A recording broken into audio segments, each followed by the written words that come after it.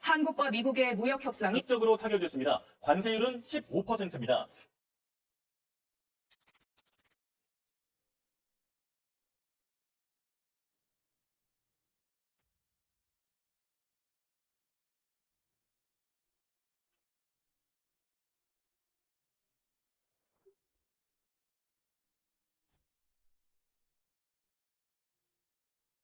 국익 중심의 실용 외교를 통해 글로벌 경제 안보 환경 대전환의 위기를 국익 극대화의 기회로 만들겠습니다.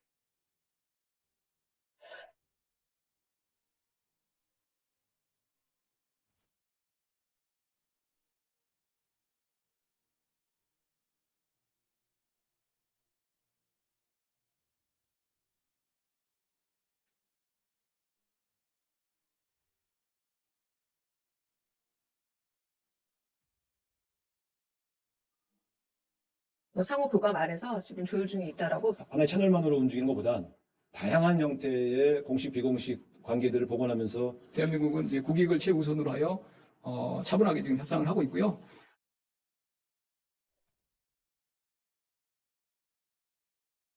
국익이 최우선이다. 당당하게 해라. 대외적으로 더 한 말씀이나 행보는 협상과 관련된 거기 때문에 드러나지 않았을 뿐이지 24시간 엄청나게 집중하셨어요. 이 주제에 대해서. 저희가 통상적으로 대통령께 보고 드리는 시간보다 훨씬 길게 하셨고 정말 정밀하게 답하셨어요. 2시간, 3시간 전화 드렸고 보고 드렸고 안전한 통신을 통해서 우리나라 기업 집단들에게 대기업 회장들에게도 매우 중요한 사안이기 때문에 자발적으로 가서 노력을 하고 있고 개별 민간 기업들이 그동안 구축해는 또 미국 내 네트워크가 상당합니다.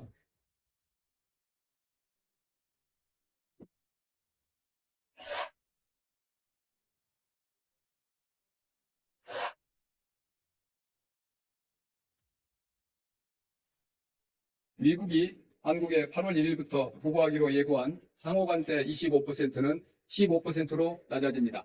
또한 우리 주력 수출 품목인 자동차 관세도 15%로 낮췄습니다.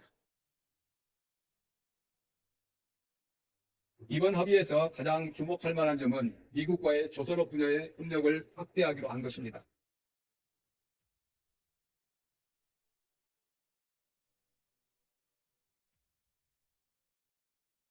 조선 분야 이외에도 반도체, 원전, 2차전지, 바이오 등 우리 기업들이 경쟁력을 보유한 분야에 대한 대미 투자 펀드도 2천억 불 조성될 예정입니다.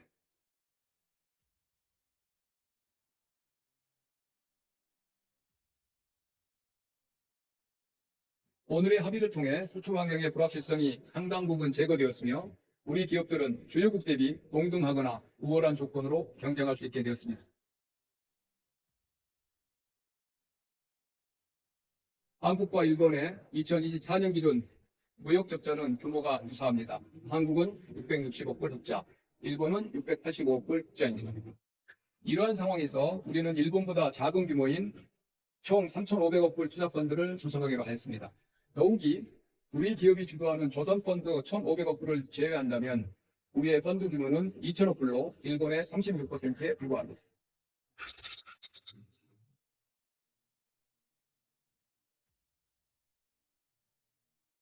식량 안보와 우리 농업의 민감성을 감안해 국내 쌀과 쇠고기 시장은 추가 개방하지 않는 것으로 합의하였습니다.